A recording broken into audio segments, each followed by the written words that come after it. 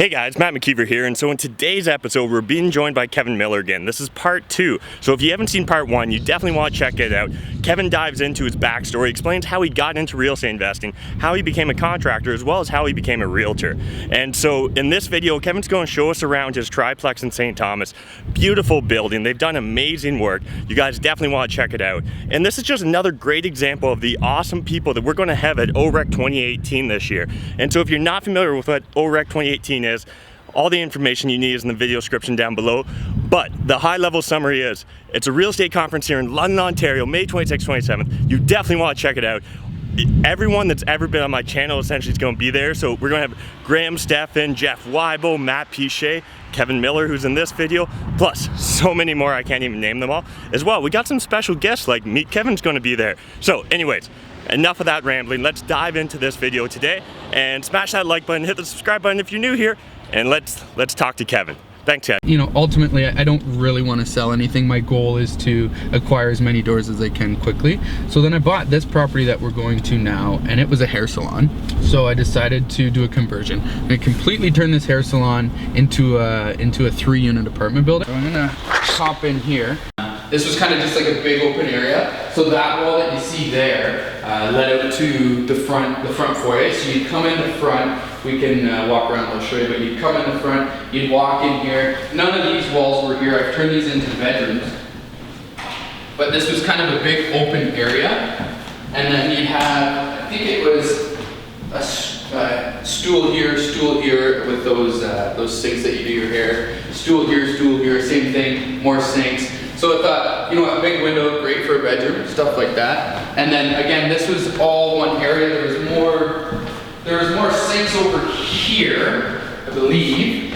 So sink here, and kind of mirrors everywhere. So put up this wall, turned it into a bedroom. I want to keep all the old character, right, with all the trim and stuff like that. And the window there behind us is like kind of all the old trim. That gets really challenging. When you come in and do demo, there's walls everywhere. So there's interior walls on that side of the building. So it's all interior walls over there, and this area is all open. But it was chopped up in such a way that I couldn't make it work. So I had to take out all the walls that are over on this side and put the walls up on here. In doing so, we're getting rid of all the old trim. So I tried to save as much as I could. As you can see, those are like the big baseboards. And then I went to North Pole trim and tried to match it. You couldn't really match it, but I kind of tried to save as much of the character as I can. Like there's an old pocket door there with all the old trim on it still. But that becomes very, very expensive. I don't think when you're renovating to rent, it's you shouldn't really make it a passion project. I think in the future it may be easier to just replace it with all normal trim. But I like the character, so I decided to keep it. Hopefully someone will appreciate it. But you rip it all off. All the nails are kind of coming out. It's all scratched up. The doors are scratched. So to patch, paint, and repair those, it gets very, very expensive. It's like around these windows and stuff, same thing. It's pretty expensive. But I mean, it did work out. This unit will be rented out. So there was no kitchen here, obviously. So we had to put the stove, we had to run some plumbing, put the fridge. A little bit of a challenging layout with the window there, but I think we made it work. It was a lot of the city coming by. Like you had to get a building permit for everything. And with a conversion, it's different. So my understanding, I'm not really familiar with this part of the code, but my understanding is if you're doing a renovation on let's say a single family house, and you want to add a kitchen or you want to add some electrical, that's fine. You can just grandfather it in and bring it up to code. With a conversion, it's a new build. So you're doing all the new building practices. You're going to the new building code, and to them, I'm building a new house. So since it's going from commercial to residential, it's not a residential renovation, it's basically a residential new build. So I'm building a new residential building, and that was kind of the challenging part. All the new codes, like all the new electrical codes, all the new plumbing, and they were good. It was just a lot of extra stuff that I don't usually deal with when you're just doing renovations. So this bathroom here, it It's, again, there's still some minor stuff, like I say, like we have to, you know, paint and patch, but this shower wasn't here at all. So we had to, you know, put in the new shower and tile it. This was just, again, one big open area, so we had to box this in and stuff. Again, we saved some of the old trim. So yeah, that's this unit, 2 bedrooms. We've got the kitchen, put in the bathroom, and then they made us do some stairs to get down, obviously. We're gonna build, I think, probably in the spring when it's not such bad weather, we're gonna build a little deck out here. So we'll come up, we'll build a deck. And you can kind of see before where they had the canopy there. So I think that's what we'll do. That 2x12 there is going to be the size of the deck. So we put that in, and we'll bring a little deck off and kind of put the stairs here off to the side. So unit number 1, the tenant comes in, parks here. They can kind of, you know, barbecue on the deck or something like that. Just something small. This sufficed to get an occupancy permit, and we'll get tenants in here. But I just don't really like this layout for now, so we are gonna change that. It's all separately metered here as well. So that was quite an expensive upgrade, obviously. All the separate meters, right? I had the 1 meter, and then with 3 units, you have to get permits to do that. They have to come in and shut the hydro off at the road, put their meters in. And then now that I have 3 meters, you need 3 panels. Now that you have 3 panels, you need to run all new wire to those panels. And since you're putting in new units, it's completely rewired. So that's, you know, quite an expensive part. 1 gas meter, so I pay the heat. Upstairs unit is electric heat, just because it's a small loft and it's all the way upstairs. So it can steal a lot of the heat from unit 1 and unit 2, just from, you know, the heat rising up there. But it's electric heat. And then unit 1 and 2, they share a furnace. So again, another learning curve there. When 2 units share a furnace, you have to modify the furnace with a kind of like a smoke detector inside the furnace. So I had to do that in order to pass the building code there. There's a dog in this unit. I don't know. Yeah, I don't really think we should go in here just because of the dog. But again, you walk in this unit here, you go up the stairs, and then there's another 2-bedroom that kind of mimics the one that we just were in. It's pretty well the exact same. The kitchen's on the end. The only bonus to this room is you take advantage of the front entranceway.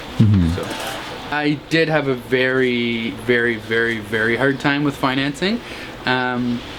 So commercial building, the financing that I was going to get on this building, it wasn't really worth doing. So yeah, the rates were insane. The down payment was insane. So like I said prior, I had sold 2 properties prior to that. So I was actually able to get this one without a mortgage and finance the reno without a mortgage.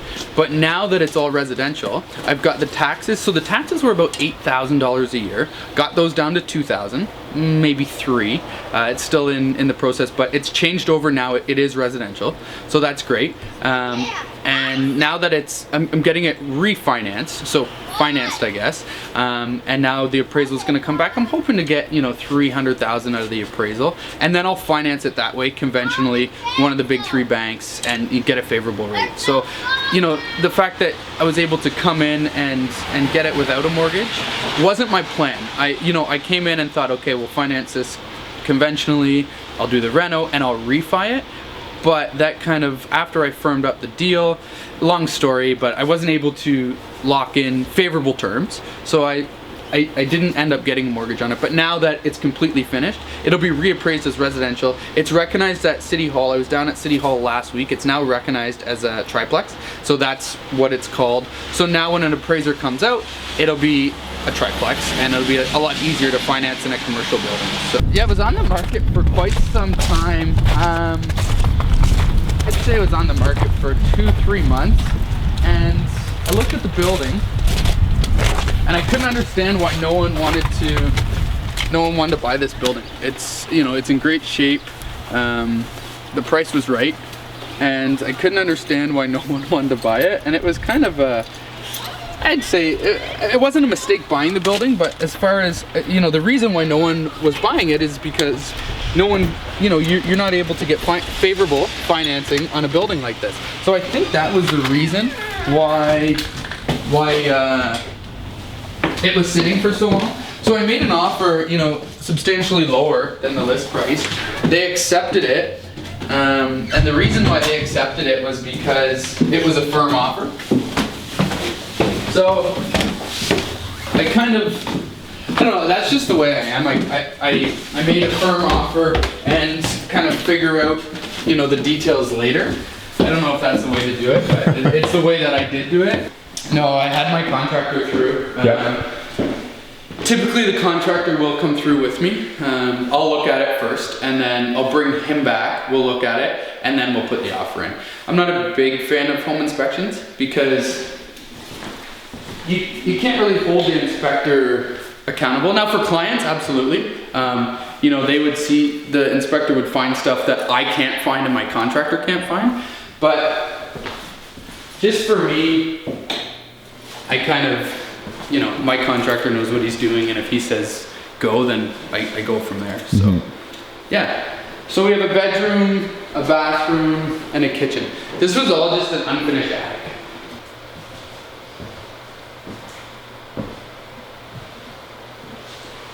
Yeah, completely unfinished attic. We had, so from outside, like you saw, we did the 3 meters there, so we ran a panel up here. So this is all run off its own panel, that way the tenants can pay hydro. It's electric heat up here. These actually aren't even on right now.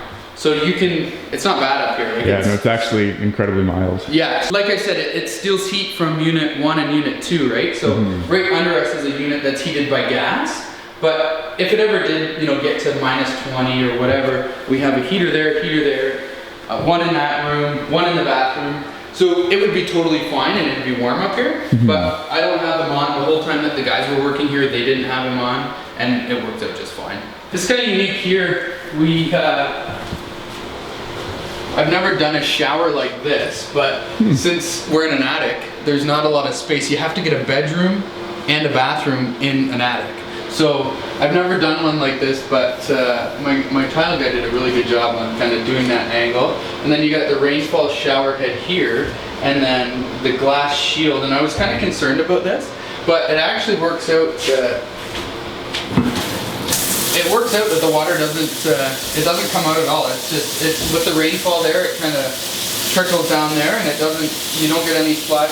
We were getting a lot of splash out here before I just had like a normal curtain across. But with this shield, it works out. So, and then again, another challenge. This is an attic, right? So you can't. Here's your vanity here. You can't put a mirror here. So just small things that you don't really realize. But vanity light and mirror are actually on this wall rather than on that wall, just because for space, right? But I think for a 1-bedroom unit, just on this one, November, end of November. So. Permits and stuff took a little while. I think we got permits first week of December. We had this place painted by January, second week of January. It was all painted. Trim took a week for 3rd week of January. And then from 3rd week of January till now, it's been touch-ups and, you know, all the stuff that takes the longest, right? Kitchens were in, but just coming around and touching up trim, putting on hardware, putting in sinks. Huge challenge with the plumbing. Really big challenge with the plumbing was, it's an old house, so it's all copper plumbing. So we retrofitted ABS into each one of the drains. Well, they make you do a pressure test. Now, in order to do a pressure test on a 3-story house, you have to pressurize the lines quite a bit. I think they put, I'm not sure what the PSI was, but basically what they do is fill up all the pipes with water until it gets to the 3rd floor. And when all the pipes are filled with water to the 3rd floor, if it holds, there's no leaks, you pass. In a bungalow, that's fine. You know, it comes up to the 1st floor and you're good. 2-story house, new house, it's fine, it's all ABS. But this is an old house with old copper plumbing. So we're retrofitting new ABS plumbing. So by the time they get up to this floor with the plumbing, it's blowing solder joints everywhere. So we're all finished. This was like 2 weeks ago. We're all finished. Everything's done. And I come in for the final inspection, pressure test, and then I get occupancy. That's it. Well, we start blowing solder joints. So we're ripping apart walls. We're tearing stuff out to find these solder joints. Anyway, it took, I think, 3 days, and about $2,000 later, and we finally got everything sorted out and filled up for this floor. But that's another huge challenge that I wouldn't do it that way again.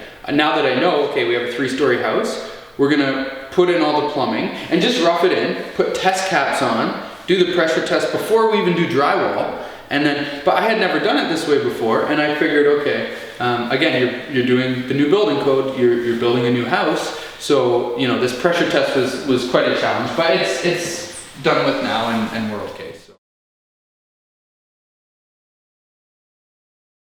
I think in this industry, you get to kind of know. You get to kind of know the big players that are doing well, right? Like the younger guys, I think we all kind of younger guys and girls. I think we all kind of know each other just through the industry. I heard about Matt through a mutual friend. Kind of heard what he was doing, but I think with Matt, when you do anything on a scale that large, then you know people are gonna know you, right? So I met Jeff through Matt. Jeff's a realtor as well. He does a lot of work with Matt. So I went to a couple of their meetups, and there's a lot of great information there. So I did a couple one-on-one meetings with Matt, and we kind of just talked about strategy and kind of what he was doing. And you know, Matt's someone that is really successful in this field, and you know, a person that I'd like to get to that level at some point. So you know, it's obvious, it's nice to talk to guys like that. So we did a few personal meetups. You know, we did breakfast or whatever a couple times, couple coffee times there, and then went to the On Fire meetup a couple times where I met Jeff. I had dealt with Jeff before on the real estate side, but I hadn't really, you know, dug into his into what he does. So yeah, we kind of met up there, and then met guys like Dan and Kellen and stuff like that, just through that community. And we're all like-minded, right? We're young people doing real estate, and you always kind of want to talk to these people to get, you know, tips and stuff like that, and find out how to advance yourself and how you can learn from these people. And I think we all learn from each other, so it's a great community that they have there, and it's good to have. That was awesome, right? Kevin's just crushing it in St. Thomas. And if you want to see more people crushing it in local real estate markets, you definitely need to come out to OREC 2018. Everything you need is in the video description down below. Definitely use that coupon code McKeever, because me and Jeff Weibel are having a sales competition, and we can't let Jeff win, guys. We can't. He would never let us live it down. So you definitely need to use that coupon code McKeever. Don't procrastinate. Just buy your ticket today so that I can get my stats a little bit higher than Jeff's. That way I can sleep at night. Anyways, if you enjoyed this video, smash that like button, hit the subscribe button if you're new to my channel, and definitely check out the other videos YouTube wants you to check out. And until next time, remember, making money is a team sport. There's more than enough money in this world for us to all make it, but if you're not saving it, I mean, like, what's the point, guys? Thanks. Bye.